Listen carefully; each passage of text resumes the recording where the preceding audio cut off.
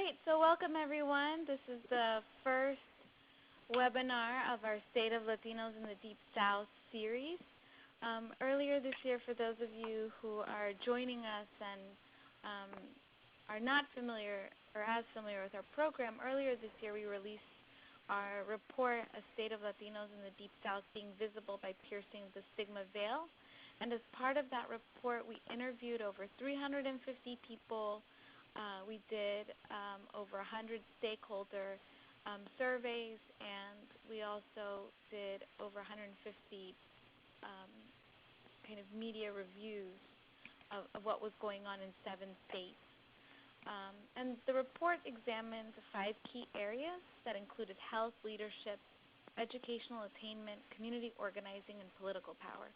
And as part of that report, we provided some recommendations. The first recommendation we provided was around stigma, and it was to prioritize a response to institutionalized and felt stigma associated with the Latino identity.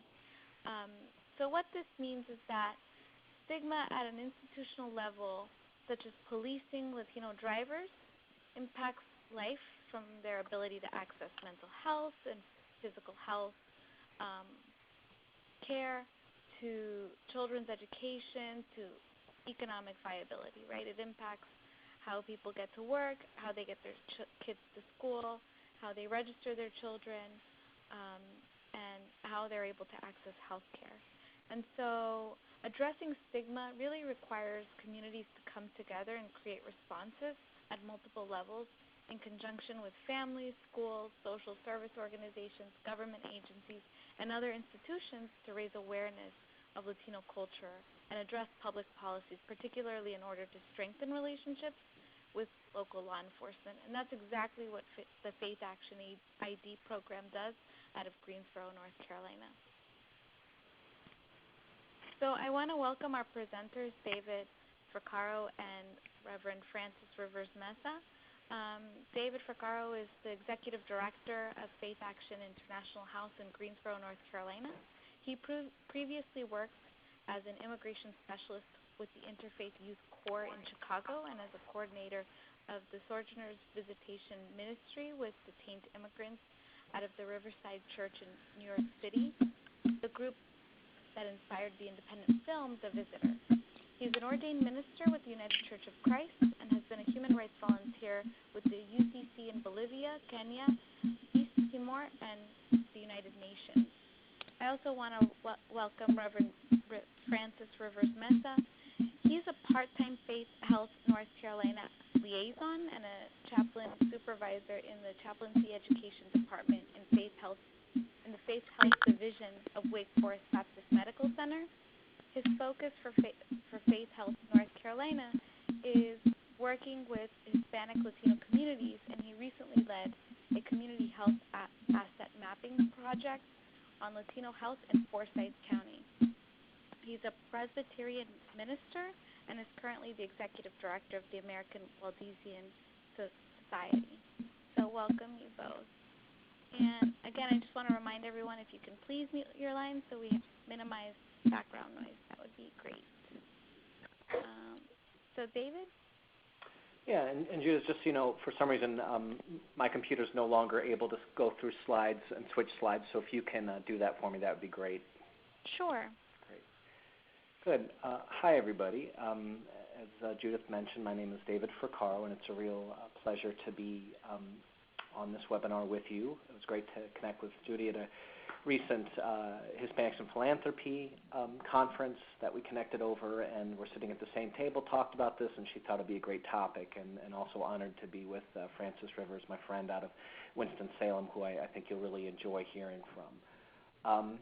So the first couple of slides are really just demonstrate some pictures from our program, just a quick introduction. You can go to the next slide if you want.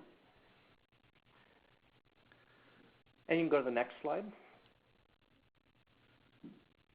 And I just wanted to provide a little bit of context for where our ID work comes from out of Greensboro, knowing that it's going to look perhaps different in a lot of different parts of this country. But it's important to note that In Guilford County, where we're doing a lot of our ID work, kind of centrally located in North Carolina, its largest city is Greensboro, but also includes a lot of rural communities in North Carolina, has really gone through a tremendous demographic shift over the last 20 years, 1,000% increase in the immigrant population over the last 20 years, bringing tremendous new, next slide, ethnic, next slide, cultural, next slide, and religious diversity. You can head to the next slide. This just shows that this is not only happening in the central part of North Carolina, but these census figures show that there's been especially a 750% increase in the Latino population throughout North Carolina, making us the 6th fastest growing state in the country. Next slide. And at Faith Action, to kind of help everybody, from individuals to agencies to schools to government officials, we really try to help everybody answer the same foundational question before moving forward on any kind of policy on things related to integration or immigration, and that is, will we fear one another as strangers? Next slide. Or embrace one another as neighbors? Next slide. And how we really answer that question, we say at Faith Action, will have a significant impact on our economic, social, cultural, artistic, and spiritual future for generations to come. And I'm lucky to work for an organization called Faith Action International House, which has been working with our diverse community for almost 20 years now. And so it was really an appropriate group to help lead the ID initiative because we already had been in the community for quite some time.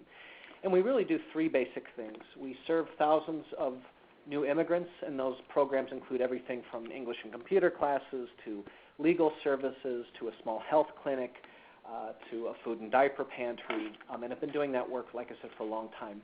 The majority of folks we serve are from Mexico and Central America, but it also includes people from about 30 additional countries, including West and Central Africa, Southeast Asia, in the Middle East, and occasionally even some folks from Western Europe and Canada. Second big thing we do is we educate our larger non-recent immigrant community, so they're not dealing with myths about who their newest neighbors are, but facts and real human stories. So we do a lot of trainings and presentations for social service agencies, schools, faith communities, etc.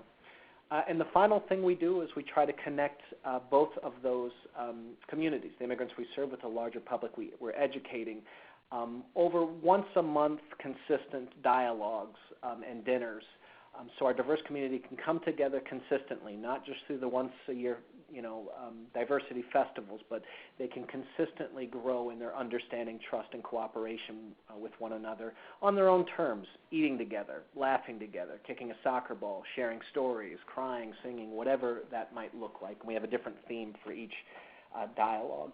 And really this ID program grew out of a couple different places. One, when you have 20 years worth of experience working with our newest immigrant neighbors, you know a lot of the challenges that mixed status families are facing, and undocumented individuals, from health care to receiving food to everything in between. It's just access is extremely limited, as you all know, to virtually everything in order to have any kind of quality of life. And sometimes a lot of that access was really based on whether or not they had a valid ID. And for a long time we felt like we were beating our heads against a wall saying if only we could get these folks a driver's license or a state ID or something that these organizations would accept. But we recognized that we had been in the community long enough to really build some positive relationships with everybody from our local hospital to a Lions Club to our schools to our faith communities to our social service agencies. And oftentimes we would have partners that we would refer people to, and in lieu of a social security number, sometimes they would just simply take like a case number, and kind of quietly we'd hold this relationship where people could receive certain services and not have to have a social security. But when it came to more considerable services, especially in health and with schools and other areas, they really needed something more substantial than just a case number, but some kind of a valid ID that folks could accept at these organizations.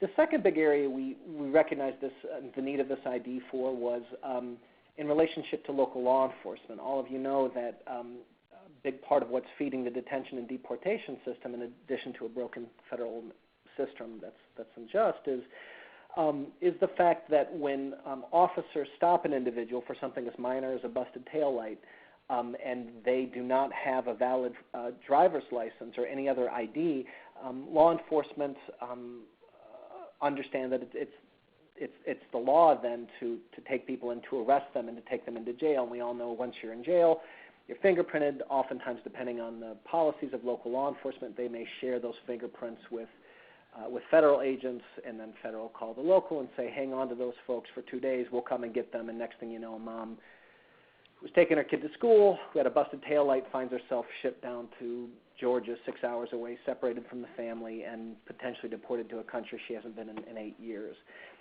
And consequently, there was a great deal of distrust between immigrant community and local law enforcement, and immigrants who are oftentimes victims of crime, be it domestic violence, theft, a host of other issues, would not contact local law enforcement. So we'd have legal cases come in, folks who were victims of violence who might be able to apply for VAWA or U visas.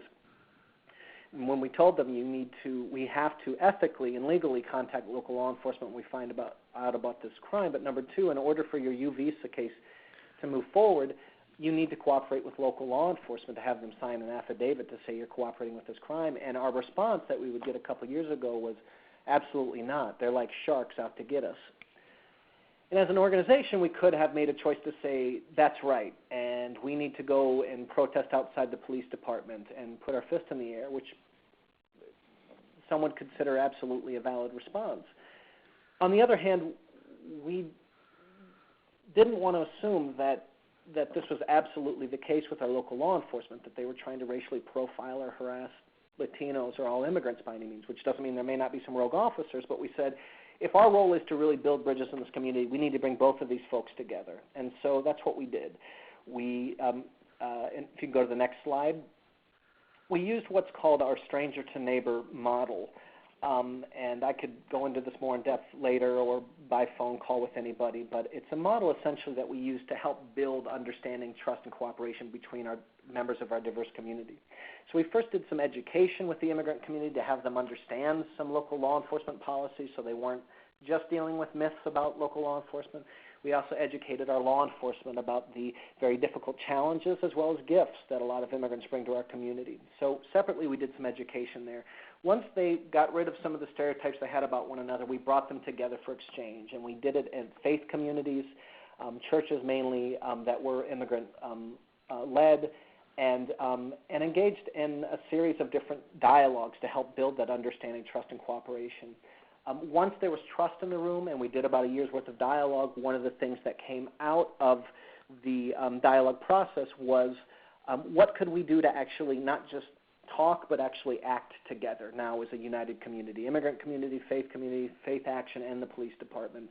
And that's where the ID program really came up. We were aware of some other ID programs nationally in New Haven, in San Francisco, and said, what would it look like to do that in the South? And essentially a part of what I'm telling you right now and what you'll see through these slides is the last part of our stranger neighbor model.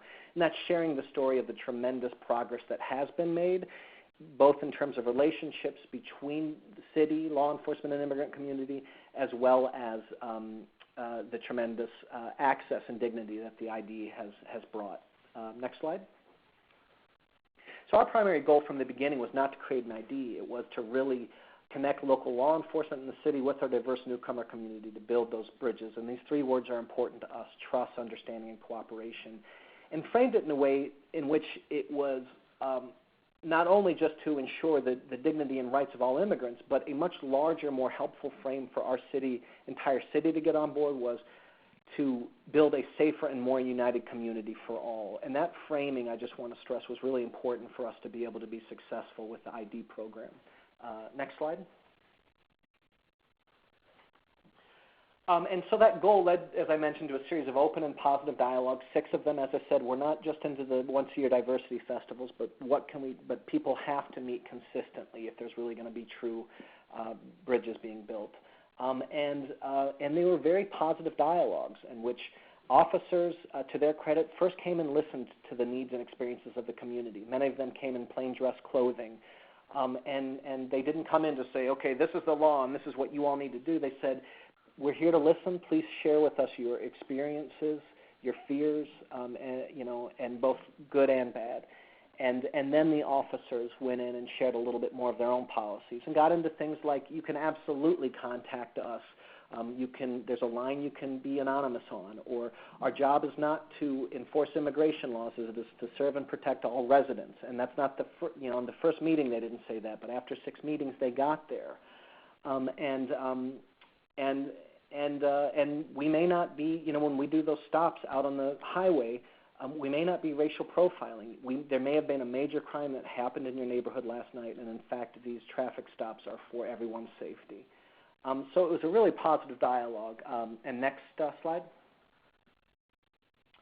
And really what they recognized and they all had in common is they had a broken federal immigration system in common, and that some of the greatest fear came around being stopped, especially in a car, but not exclusively, and what happened if the officers didn't have a valid form of ID. And so again, we explored some different models and said, what would it look like if FaithAction created an ID card?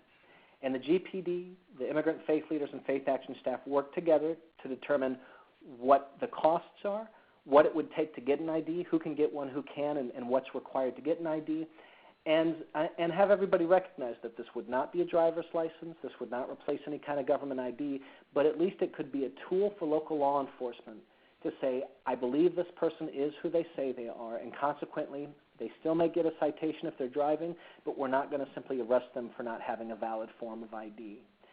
And that's where it started, but over time, because the GPD started putting their stamp of approval on this card and accepting it, many other folks began to really get interested in the ID card as well. And it's important to note that we say that this FaithAction developed ID card, which I should note is a little bit different from a municipal ID. Municipal IDs are typically created by local governments and run and implemented and secured by local governments. In this case, we call it more of a community ID program because it is developed and implemented and secured by a nonprofit in partnership with the city. And there's only one other program that we know that has this kind of arrangement, and it's out of New Jersey. And the cards are really for any resident, and this is key. We framed this not saying it's for, initially we said it was for immigrants, and we recognized over time that could potentially create a stigma, that this card was for any resident without access to government-issued forms of ID. Next slide.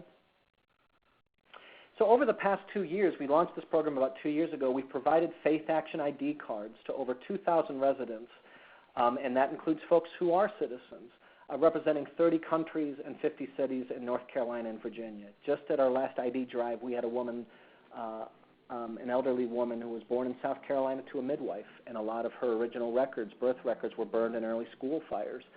She needed some immediate medical help and needed some kind of form of valid ID. And so we were able to really help her out, and it was great to see her amongst a large immigrant crowd as well, along with FaithAction board members and supporters, all of whom really value the ID. Next slide.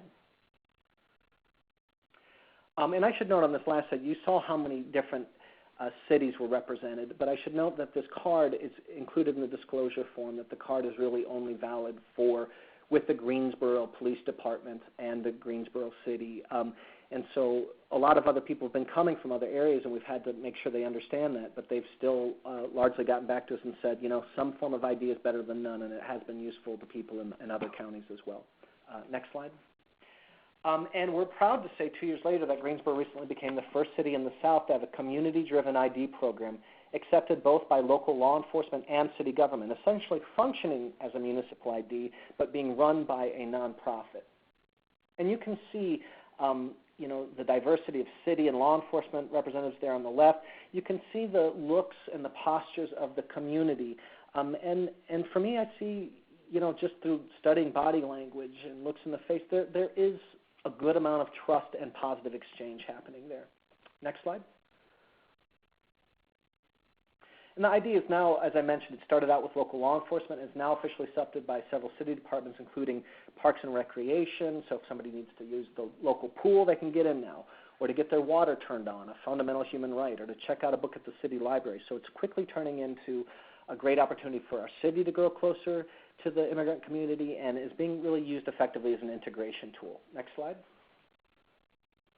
I'm not going to go too deep into this, but just so you know kind of what a regular ID drive looks like. Unlike a municipal ID program where people may go any day of the week and go get an ID and it's kind of like a DMV process, we have much more of a dialogue-heavy process, and we have ID events that happen every other month. Partially it's the only capacity we have, but in comparison to some of those larger cities where people just go in like a DMV, there's no real positive exchange with local law enforcement and the city. And so we really valued and kept the dialogue part of the ID drives. Doors open at 9, ID orientations, mandatory ID orientations at 10 and 1. And there's really 4 stations. There's a check-in station where everybody receives a number, where they receive certain documents that they have to fill out, and then an envelope. Second station is an orientation where FaithAction works with local law enforcement to really explain the purpose, the benefits, and limitations of the ID. It's in their disclosure form that they receive. They sign that as kind of a contract. There's then document review, and they're required to both have proof of address as well as proof of an ID. And that ID could include their home ID card. It could include a birth certificate with some kind of ID card. It could include a passport or an expired driver's license. So we have a list of things that we will and won't accept. And then the final station is where once they go through document check, they filled out their contract form. They filled out an additional intake sheet that includes all the information that will go on the ID, like their name, their address, their country of origin, et cetera. They get their photo taken. The info is entered into a database that we have. We collect their documents and their envelope, and I should note that the IDs are not printed out there the day of, but are delivered by mail within a week. Yearly costs, just so you get a sense of how this could work, and I should note this does not include staff time, and we have a staff of about 8 plus 4 volunteers to do our ID drives, and we're able to do generally an output of about 150 to 250 ID cards with this staff capacity between about 9 and 4 p.m., plus about 4 volunteers, so we have about 12 people to man those 4 stations, to man or woman those 4 stations. And to really produce 1,000 ID cards over 6 ID drives in a year, not including staff time, was really only $5,000. Now you compare that to Bridgeport, Connecticut, that's about to launch an ID program, not that much larger than Greensboro, that's putting $200,000 into it, or $2 million from New York City. Now they're producing a lot more IDs, but it's just simply to say that this community-driven ID program works, in our experience, just as effectively as the municipal programs in those larger cities. So for those of you in more rural areas, and you think about how do we make this work, one thing to do in New York City, but this really is more of a helpful model to say what could this look like in cost at a much more rural area or in a smaller city. Next slide. Just folks are aware, all participants must attend an ID orientation, be cooperative, must provide a signed agreement form, photo ID, proof of address, and we only charge $10 cash or a money order. Must be renewed once expired each year. Next slide. And the impact coming towards an end here is really a greater sense of dignity, belonging, and access. And that access has been all over the place. We'll talk a little bit more specifically about the health benefits, but it's really included access to a whole host of things that we take for granted. In some cases, it's been bank accounts. It's to pick up medicine for your kid that you never were able to at the local pharmacy. Again, it's turning on the water. And all of those things, again, as an integration tool means greater loyalty to the city, that the city's extending a hand, and consequently the community that's receiving these IDs is going to work harder for that city and protect it more. Next slide. It's created a greater sense of security and trust in contacting law enforcement, which has meant, and we have about 6 major crimes we know about, everything from domestic violence to human trafficking to theft, where ID card holders have finally felt comfortable contacting local law enforcement, which again means a safer city for all people. That framing of the story has been really key in this. Next slide.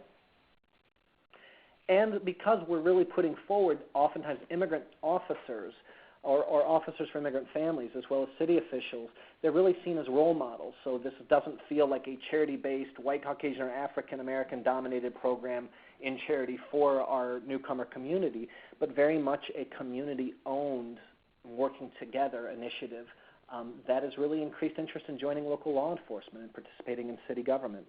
Just last week's paper, there was a couple of new Latino officers, and it's been an initiative of the new chief who's been a champion of this ID card program from the start. Next slide. We recognized that we were starting to get some calls from other communities in North Carolina, and so we held a conference recently with about 50 folks from different city agencies to faith communities to social service agencies, law enforcement, and just did a one-day kind of conference and really began to connect with both some very rural communities as well as some much larger cities in North Carolina. Next slide. And we're thrilled to say that our neighbor, Alamance County, that was recently investigated for racial profiling of Latinos, one of only a few communities nationally, by the Sheriff's Department, of all things, a year later, is launching and expanding the FaithAction ID card program. Instead of doing their own program, they're sticking with the FaithAction ID card because a lot of our residents in both counties travel back and forth between work. And so that's been terrific to see. And in this case, the Catholic Church is taking the lead on the implementation. So we did an all-day training with them recently. In case any of you are interested in having FaithAction work with you, we'd be more than happy to have some phone calls and come down for a training. We're actually starting to work with the city of Cincinnati, and it's been really cool to see a small southern city be able to influence a much larger northern city in this regard.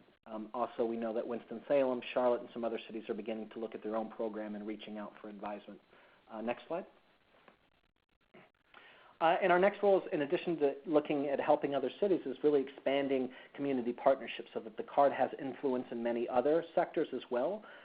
We've learned that it can be very helpful for schools. For example, a mother going to pick up her child after a Head Start program in the past wasn't able to pick them up because they didn't have a valid form of ID. Well, we worked with the Head Start program to say, could you accept this FaithAction ID? Did a little history with them, let them know the city and local law enforcement accepted it, and they were on board. To parents potentially wanting to volunteer, that's the next place where we're trying to get in. And I should note that there's no formal major acceptance yet because that's going to take a while to go all the way up the board of directors at the schools, but informally and on the local level at a lot of local schools, people are accepting it very well. Businesses, we're starting to do some great outreach to businesses, everything from car repair to restaurants to say, would you give 10% off to ID card holders? And culture institutions, everything from our children's museums to our minor league ball games, also becoming partners slowly but surely, again, broadening the impact of the ID, helping our community grow closer together as an integration tool. And I think the final slide, next slide, is really looking at, as well, how can we continue to expand in terms of healthcare access. And I'll just note, formally, we are thrilled to say that we have a community care network that has an orange card program for folks that live below the poverty line. And so long as folks are able to prove a certain level of income, people can receive an orange card, which means like a sliding scale fee for some significant health care services. And folks who have the ID card, including folks who are undocumented, do now have access to receiving this orange card, which has been life-saving in a lot of cases for a lot of different procedures. More informally, we know that our local hospital, who has not formally accepted the ID, again, to get up through their board of directors would take a lot of doing, but we do know that it's been a very helpful tool informally for folks to be able to use when they do check-in appointments at hospitals, to sign up their children for Medicaid. We had a case where a woman was in the hospital just given birth 2 days ago and got an emergency ID in order to sign her child up for Medicaid. And it's also accepted, I think it's cut off here, but by some pharmacies in town, and you all know how crucial getting medicine is. Again, no formal agreements with some of these pharmacies, but it's been more about who's the person at the counter and whether or not they give access. So I'll just note at the end here that this FaithAction ID card is nothing fancy. It's similar to what you get at a YMCA or a community college, but it has been incredibly valuable because people in our community have given it value, and they wouldn't give it value across these different sectors unless we had built some trust up amongst one another. And I'm proud to say that consequently it's been a wonderful tool, not only to help bring more dignity and services to our newest neighbors' lives, but it also has really just helped us be a safer, better community. Because this is a healthcare community, I really wanted to bring in my good friend Francis, who specifically is looking at an ID card program in Winston and coming really more out of the healthcare perspective and lens. And I knew he'd be a perfect person to talk to about the potential of an ID card program in that sector. So I'll stop talking and hand it over to Francis. And thank you all for your willingness to listen to me. Well, thank you, David, and good afternoon to everyone. It's a pleasure to be with you this afternoon. I am thinking of speaking for about 10 minutes. Want to leave time for any questions and answers that may have been brought up by David's presentation or that may be related to the work we're trying to do here in Winston-Salem. I am a CPE supervisor. That is, I supervise chaplains here at Wake Forest Baptist Medical Center. It's an academic medical center. And in the last 3 years or so, we've sort of moved into health world too, in the sense that paying more and more attention to what's going on in the community, in part to help people have choices other than hitting the emergency department if they don't have either insurance or primary care provider, and seeing what's possible to create some kind of safety nets of support for people who are the most sick, the most vulnerable, often the most elderly. Once they are discharged from the hospital, how to reduce the risk of them being continually readmitted. Are there possibilities to help them be able to heal at home and in their communities? So that was the framework within which we started an asset mapping program. I know that there are a lot of different types. This particular asset mapping plan was developed by the Carter Center in conjunction with the World Health Organization and the University of Cape Town in South Africa during the years of the AIDS epidemic, as a way to try and understand what assets were on the ground to combat the epidemic, and the effort of faith communities, I think, to convince political health scientists that faith communities could in fact be an asset. And that work was adapted and brought to Memphis, Tennessee by Gary Gunderson and Teresa Cutts. Is very helpful in laying the groundwork for what later became known as the Memphis model and the congregational network. And it's a simple concept, is that you can't build community with what you don't have. So what does exist in the community, and how can something like the medical center move to support that rather than be known primarily for conducting clinical trials and needing research subjects. So we had 4 asset mapping events back in August of 2014. One was what we call with providers of services. We defined healthcare very broadly, and in fact used more a notion of shalom or well-being than straight up health. But there were a number of healthcare providers, and they shared with us what they saw working in Winston-Salem and what they thought was missing. And then we had 3 events with people seeking care. These were largely folks identified through local congregations with pastors who've been on the ground for 10 to 15 years and have developed the trust that none of us can have unless we work with folks every day. So I'd say 2 of the asset mapping events were pretty successful, one in East Winston, one in Old Town, which is in northwestern Winston. The least successful one was in Southside because we didn't have the partners we needed to generate the trust and attract the participation. Winston-Salem, as you may know, has a horrible racial history and literally is divided into 2 cities, East and West. East being predominantly African American, now Hispanic, Latino, Latina. West being predominantly Anglo American. And one of the problems we face in Winston-Salem is that for a city our size, we have a staggering number of clinics, but they all are located in places inconvenient, in this case to the Hispanic Latino community. And you heard David talk about the problems posed by transportation, either poorly developed public transportation or the fact that if people don't have a driver's license, going anywhere becomes a risk, and people try to minimize the amount of travel they have to do. Out of these asset mapping events, it became clear that some kind of an ID would be helpful in overcoming healthcare barriers. And one of the problems we've had in Winston-Salem, which I would imagine everyone encounters, is how to not get trapped in this discourse of thinking about this primarily as a national security or law enforcement issue. Clearly law enforcement has its part. We do all want to be part of safer cities, and we realize that there are bad folks out there, but to not let that frame be the dominant one or the only one. And so out of that, musing as to whether that would be possible, and it's possible in part in a city like Winston-Salem because There are two very large medical centers which employ a lot of people and therefore have a lot of influence. And the vice president at Wake Forest Baptist Medical Center, the vice president of the Faith Health Division, has sort of been on board from the beginning in terms of the need for an ID. And because he's on board, then leadership at Novant Healthcare has been willing to come to the table and be engaged in the conversation. And in fact, have written a letter of support for we're talking at this point about a municipal ID, and I'll be glad to say more about why that has been an initial decision, and we're certainly open to other options. And the perspective, I think, I'm speaking as a chaplain, but someone in conversation with colleagues in other parts of the medical center, to sit down and talk with an emergency room doctor or admitting nurse and not being sure that the person in front of them is the same person who appears in the medical records, either because people, especially Hispanic, Latino, Latina immigrants, often change their names, or they use double last names, and the people doing admitting don't understand that. And so people get entered in the medical record incorrectly. And so then as a physician, you have to decide whether the person in front of you is the same person whose history you're seeing in the medical record, and how does that affect your care? And it's really quite mind-boggling in terms of the risks that sometimes physicians feel they have to take or are unable to take. The same thing happens at sort of the back door, if you will, of the medical center.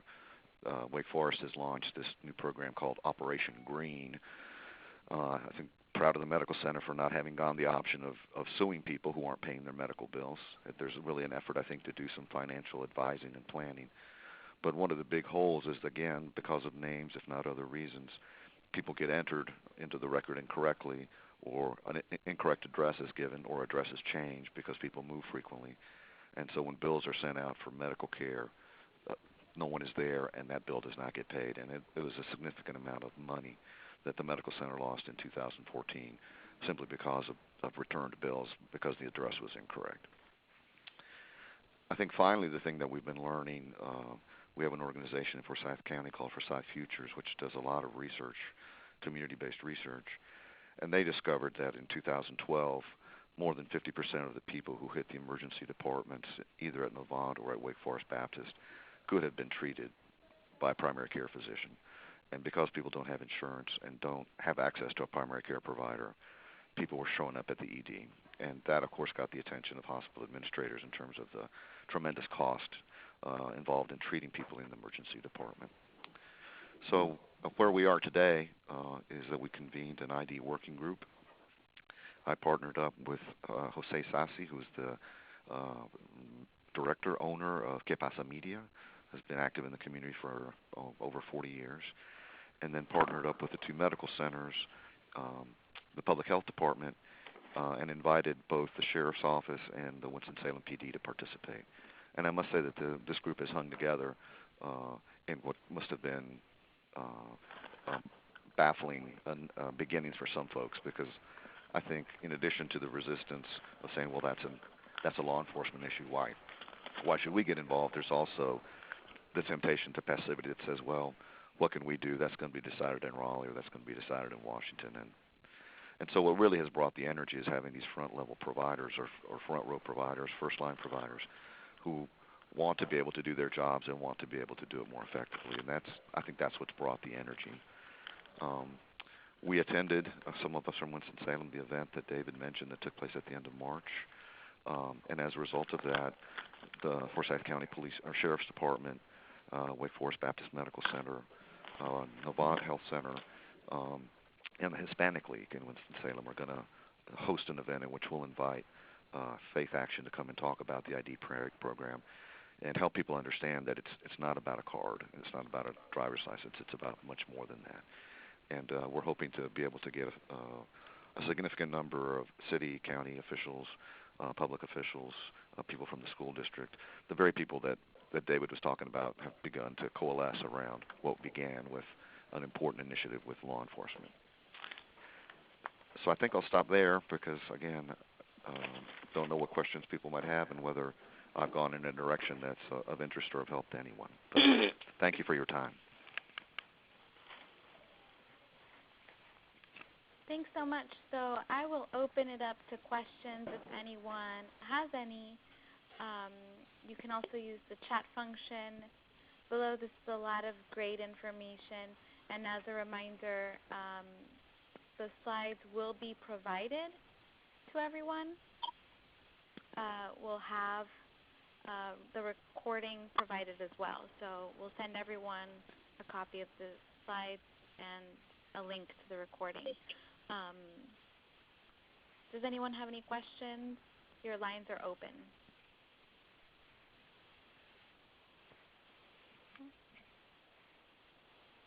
All right, so we have some questions from the chat function.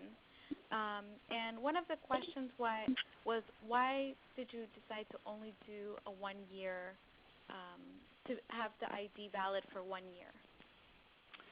This was something that we worked on with local law enforcement, and it was something that they was important to them. We've recognized through some of our own research that a lot of the folks that need the ID are not necessarily staying in the same address that long, and it is important for the police department to consider this a valid ID to have an updated address. And I think they researched into some other ID programs elsewhere, and they had a similar 1 year renewal piece. So it was partially about building trust, partially about requirement from local law enforcement, and partially about people oftentimes changing address and really needing to make sure they had a valid address. Great, thank you. Another question we had was, because you all are mailing the IDs, do you have a lot of, because of this situation where people are leaving or not living in the same residence for very long, do you have a lot of IDs that come back for return mail, or? We don't. We've had that happen maybe once or twice. We initially, a lot of the policies and ways we do things now have evolved because we made a lot of mistakes, not bad mistakes, but you got to learn from when you're trying something new. We initially tried to print out the IDs the day of, and because we don't have the, $50,000 machines printing these cards out, there was a few times when the printer wasn't working as quickly as we needed it to and all of that, so we just said this would be much better for us for two reasons.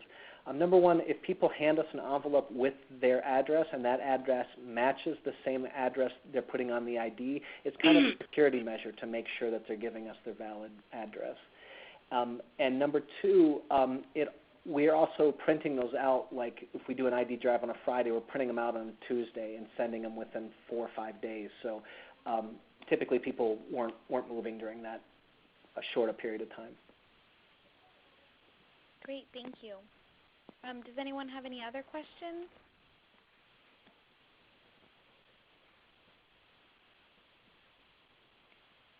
All right, so you mentioned that you all made some, I guess you had some learning lessons and challenges in the beginning.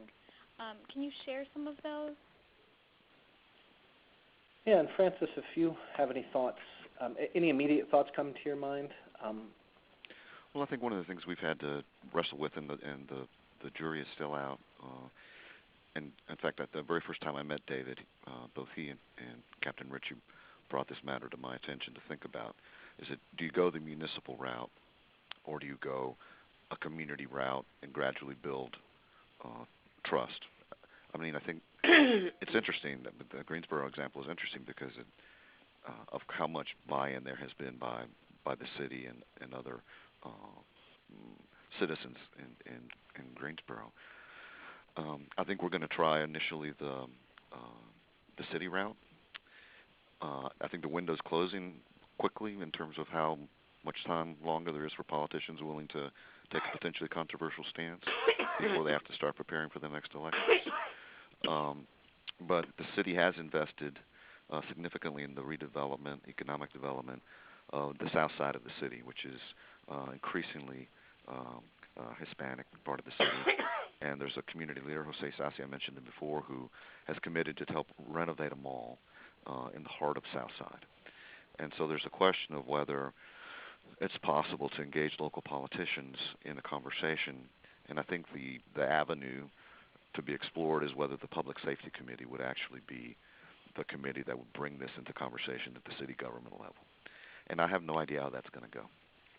because that has gotten increasingly complicated as there's been conversation, in fact legislation, for a possible restricted driver's permit issued by the state of North Carolina. So I don't know how it's going to go. I mean, I think what we realized is that if we allowed ourselves to get seduced or tempted into passivity, then things would be over. But together with the Sheriff's Office, have an extended invitation to Faith Action to come and talk about the program in Greensboro. And the intention is not only to keep the conversation going, but to also invite people to consider the possibility of doing what Alamance County has done, which is go with the Faith Action ID, since there are a number of people from Forsyth County who travel to and from adjacent Guilford County. So, as David said, maybe not the same granular level. We're learning as we go. Yeah. Some other ones, just on a technical level, for us, includes things like document check. So there are a lot of people, for example, we've encountered some of the young men and women who are fleeing violence in Central America, and many of them don't have a photo ID, or the address may not be in their name. And so how do we handle those situations? And so sometimes we've had to tighten the screws because we are aware only of one fraudulent ID, but we really needed to tighten the screws a little bit, because if it ends up being that a lot of people are getting away with documents that we can't trust, it'll ruin the program. It'll hurt the trust. So we tighten the screws in some ways, and on the other hand, we also, if they had one of those two pieces to be valid, we would still let them go through the line and let them be put in the database and get their picture taken. We'd even print out their ID, but until they came with a valid form of that second, form of evidence, and came to the Faith Action where our nonprofit is located and then showed that to us, we wouldn't release the ID.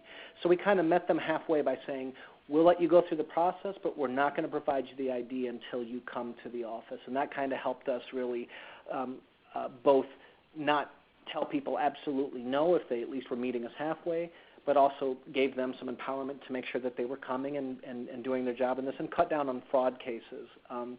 As I mentioned, another learning experience was not trying to print out the day of. Also, making sure that we slowly but surely brought in not just law enforcement for this dialogue, but city officials. Increasingly, we brought in some health navigators, some legal experts, because a lot of people there, while they themselves couldn't apply for, Obamacare, or may not have been eligible for any kind of immigration relief, their children or relatives may have. And so we really have slowly but surely tried to bring in more community partners to be in dialogue as well. So there wasn't kind of dead space time after the police dialogue where people are just waiting for their number in line, but really utilized that space. And finding the right space and the right people, making sure people were adequately trained, and number systems for how we make sure everybody stays in order once they're in the space. I mean, things like that you just kind of learn, and the whole team has really helped us create a tighter, better system. Great, thank you. It looks like we have a question from Anna Velasquez. Anna?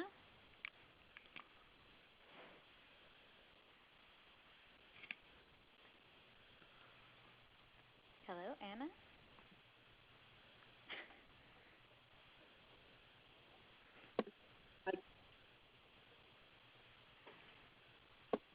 Hello? We can. Hello, yes? Yeah, I mean, how did they, I mean, if somebody would want to start the program, I mean, I'm an advocate in Durham, North Carolina. So I love the program. From everything I've heard, it would be wonderful to start that in every county. But how do we get started or initiate this with other departments? I mean, the official department, like the sheriff, or do we need to get the community involved? Do we need to get the at a ranking involved to start this program in the community? Where did you say you were from again? Durham, North Carolina. Okay. Francis? Is it Durham County? Yes. Well, this may be urban legend, but my understanding is so one of the ways that an ID would not help at this point because it's regulated, or so we thought, by either state or federal law, is that if an unauthorized immigrant has a child, the mother can sign the birth certificate, but the father cannot. And my understanding, again, it may be urban legend, is that Durham Can organized a number of unauthorized folks to go and have a conversation with the county commissioners. And the county commissioners, someone was present at the meeting who said, maybe we're misinterpreting the law. And there happened to be a state representative there who went and explored further and found out that there was, in fact, some ambiguity. And so both Duke Medical Center and the Durham Health Department have now agreed to accept these signatures, if I've understood correctly. So, which is unbelievable. I mean, we would dream about doing something like that in Forsyth County. So if you could find out either who the county commissioners or the folks at Duke Medical Center are who made this decision or participated in the conversation, and see if they're willing to convene others to talk about the advantages or potential benefits of either a community organization issued or a municipal issued ID.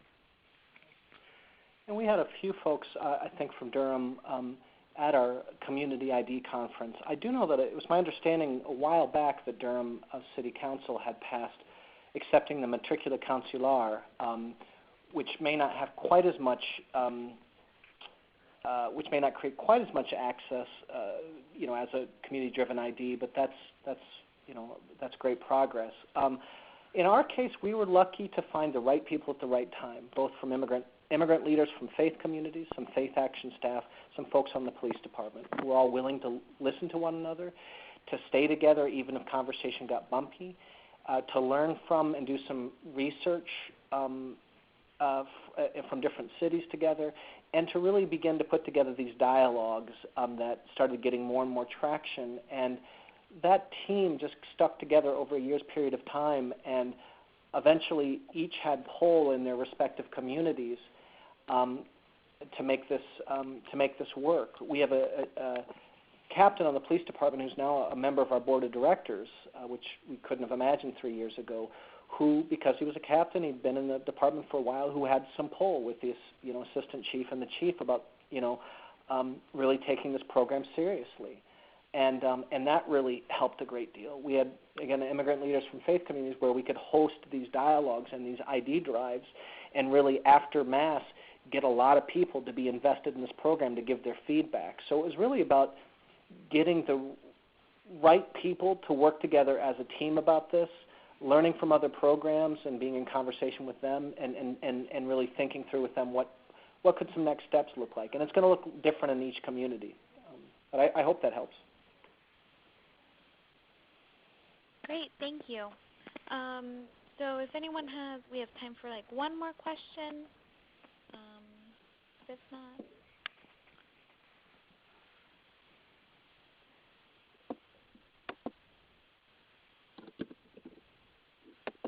no? All right. Well, I want to thank everyone for attending the webinar. If you want to present a webinar, please contact me. My information is on the screen. We also provide free capacity building services around HIV and around other topics, so if you're interested in that, or if you'd like to learn more about the Latinos in the Deep South program, you can contact me with my information.